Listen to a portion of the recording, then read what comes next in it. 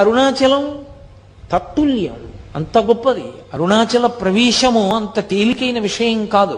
అలా ఆర్తి కలిగిన వాళ్ళకి చిన్న చిన్న విషయాల దగ్గర నుంచి పెద్ద పెద్ద విషయాల వరకు ఆయన అనుగ్రహించాడు ఆ ప్రదక్షిణ తత్వంలో. అందుకే కామ్యమునందు కూడా మీకు ప్రత్యేకంగా కోరి ప్రదక్షిణం చెయ్యక్కర్లేదు.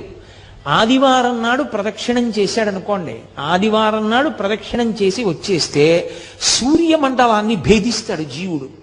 శరీరం పడిపోయిన తర్వాత శరీర పతనానంతరము సూర్యమండలాన్ని ఛేదించి కైలాసంలో శివలోకానికి వెళ్ళి శివ సాన్నిధ్యమును పొందుతాడు. ఒక సోమవారం నాడు ప్రదక్షిణం చేశాడనుకోండి, జరామృత్యువులను దాటతాడు. జరామృత్యువు అంటే వృద్ధాప్యము, మృత్యువు. ఇదొక చిత్రమైనటువంటి విషయం. చాలా మంది త్రిదళం త్రిగుణాకారం త్రినేత్రంచ త్రియాయుధం అంటుంటారు, కానీ అలా లేదు. అసలు యథార్థ పాఠం త్రియాయుషం అనుంది. త్రియాయుషం ఏకబిల్వం శివార్పణం. త్రియాయుషం అంటే 3 రకములైన ఆయుర్దాయాల్ని కోరుతారు. నేను వృద్ధాప్యాన్ని చూడాలని నేను కోరుకోవాలి.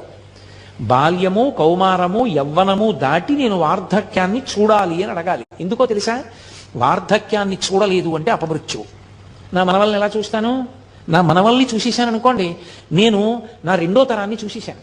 2 తరాలు చూసేశాను అంటే లౌకికంగా నేను నా ఆయుర్దాయం చేత పరిపూర్ణంగా వంశంలో ప్రధానమైన మలుపులు చూసేశాను. ఇప్పుడు నేను వానప్రస్థానికి, ఈశ్వరుణ్ణి చేరుకోవడానికి, తపస్సు చేసుకోవడానికి వెళ్ళవచ్చు. అర్హత అంటే వృద్ధాప్యమునందు చింతతో అమ్మో ఇది పడిపోతుందేమో, అమ్మో ఇది పడిపోతుందేమో, అమ్మో ఇది పడిపోతుందేమో అని బెంగతో కాకుండా అమ్మో ఇది పడిపోకముందే చేసేయాలనేటటువంటి తాపత్రంతో చెయ్యగలిగినటువంటి స్థితిని పొంది తదనంతరము ఇక మళ్ళీ ఇంకొకసారి చావవలసిన అవసరం ఉండదు. అది ఆఖరి చావు.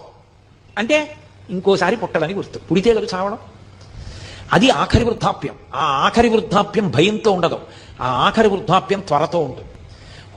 జుట్టు తెల్లబడిపోతోంది, 60 వచ్చేసాయి, చేసేయాలి గబగబా మంచి కార్యక్రమాలన్నీ. ఈ పాటి ఓపికండగా సంధిబంధములు సడలిపోకముందే ఈశ్వరారాధన చేసేయాలి, ఈశ్వరుడిచ్చిన సమయాన్ని సాధ్యమైనంత వెచ్చించేయాలి అని త్వర కలిగి భగవదారాధన యందు మగ్నుడవుతాడు. మగ్నుడై ఆ భావనతో ఉన్న కారణం చేత శరీరం పడిపోతున్నప్పుడు కూడా పటికి బెల్లం తిన్న నోరులా ఆ పారవస్యంతో పడిపోతాడు. పడిపోయిన కారణం చేత భగవంతుని యొక్క స్మరణలతోనే వెళ్ళిపోయాడు కాబట్టి ఇక మళ్ళీ రాడు కాబట్టి ఇక ఇంకొకసారి చావడం, ఇంకొకసారి పుట్టుక లేదు, ఇంకొకసారి మరణము లేదు. అందుకని జరామరణములను దాటాలి అంటే సోమవారం నాడు ప్రదక్షిణం చేయాలి. నువ్వు వేరే ఏమీ అడగక్కర్లేదు. ఏ రోజు ప్రదక్షిణం చేసినా ఫలితమే. ఈ కాలమా ఆ కాలమా అలా ఏం లేదు. మంగళవారం నాడు ప్రదక్షిణం చేస్తే సార్వభౌమత్వము. అయితే నేను ఇక్కడ మీకు ఒక మాట చెప్పవలసి ఉంటుంది. స్వయంగా భగవాన్ రమణులే చెప్పిన మాట. అరుణాచలంలో అరుణగిరికి ప్రదక్షిణానికి మంగళవారము శ్రేష్టము, చాలా మంచిది. మంగళవారం నాడు గిరి ప్రదక్షిణం చేస్తే ఎందుకో తెలుసా? అది అగ్ని కొండ, పావకి సుబ్రహ్మణ్య తత్వం, అది సుబ్రహ్మణ్య క్షేత్రం, శివానుగ్రహం. అక్కడ మంగళవారం నాడు ఉదయం కుజహోర ఉంటుంది. కుజుని యొక్క శక్తిని తగ్గించగలిగిన వాడు సుబ్రహ్మణ్యుడు. మంగళవారం సుబ్రహ్మణ్యానుగ్రహాన్ని ప్రోధి చేస్తుంది. అందుకే మంగళవారం నాడు ప్రదక్షిణం చాలా గొప్పది. సూరి నాగమ్మ గారు ప్రతి మంగళవారం గిరి ప్రదక్షిణానికి వెళ్ళేవారు. అప్పుడు మంగళవారం నాడు ప్రదక్షిణం చేసిన వాడు సార్వభౌముడవుతాడు. సార్వభౌముడవుతాడు అన్న మాటకు అర్థం చక్రవర్తి అంటే రాజ్య పరిపాలనే అనుకోక్కర్లేదు. భక్తి సార్వభౌముడు కావచ్చు, వైరాగ్య సార్వభౌముడు కావచ్చు, జ్ఞాన సార్వభౌముడు కావచ్చు.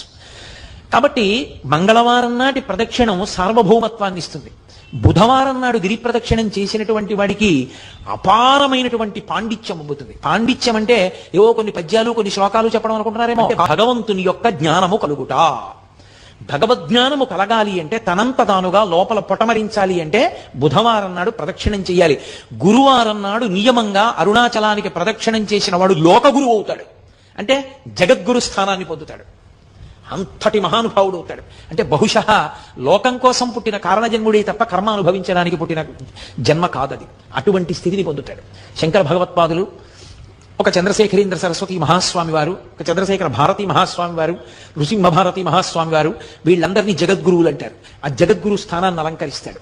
అది గురువారం నాడు జరిగేటటువంటిది. ఇక శుక్రవారం నాడు అపార సంపత్తి, ఇహమునందు విశేషమైనటువంటి ఐశ్వర్యాన్ని పొంది అంత్యమునందు విష్ణుపథాన్ని పొందుతాడు. విష్ణుపథం అంటే వైకుంఠం, వైకుంఠాన్ని పొందుతాడు. అది శుక్రవార ప్రదక్షిణ. శుక్రవారం అలాగే శనివారం నాడు చేస్తే గ్రహపీడా విముక్తి. మీరు ఒక్క మాట చాలా జాగ్రత్తగా జ్ఞాపకం పెట్టుకోవాలి. గ్రహపీడా విముక్తి అన్న మాటకు అర్థం ఏమిటో తెలుసా అండి? ఆ గ్రహం మిమ్మల్ని బాధించడం మానేస్తుంది అని కాదు. మరి ఇంకెందుకండి గ్రహపీడా విముక్తి అని మీరు నన్ను అడగచ్చు. గ్రహములకు ఈశ్వరత్వము లేదు, గ్రహములకు ఈశ్వరత్వం లేదు. అందుకే నేను మీతో ఒక మాట చెప్తాను. ఒక దేవాలయంలో అనేకమైన దేవతామూర్తులు, నవగ్రహ మంటపం, గోపూజ జరుగుతున్నాయి అనుకోండి. మీరు ఏదైనా మరిచిపోవచ్చేమో కానీ గోవుకి ప్రదక్షిణం చేయకుండా మీరు వెళ్ళకూడదు. ఒక దేవాలయానికి ఎదురుగుండా ఒక ఆవు మేస్తోంది అనుకోండి, మీరు గుళ్ళోకి వెళ్ళడం ముఖ్యమా, ఆ గోవుకి ప్రదక్షిణం చేయడం ముఖ్యమా అంటే గుళ్ళోకి వెళ్ళడం కన్నా గో ప్రదక్షిణం ముఖ్యం. మీరు గుళ్ళోకి వెళ్ళి గోవును వదిలేసి వెళ్ళారనుకోండి, ఈశ్వరుడు కూడా అనుగ్రహించడు. గో ప్రదక్షిణమే గొప్పదాన్ని. అది శనివార ప్రదక్షిణం చేత కలుగుతుంది. కాబట్టి అసలు అరుణాచలానికి వెళ్ళి గిరి ప్రదక్షిణం చేసినటువంటి వాడికి పరమశివుడు గౌతమ మహర్షితో చెప్పిన మాట ఏమిటో తెలుసా? వాడికి ఆయనము, రోజు, ఋతువు, తిథి, నక్షత్రము, వారముతో సంబంధము లేదు ఎప్పుడైనా సరే. అయితే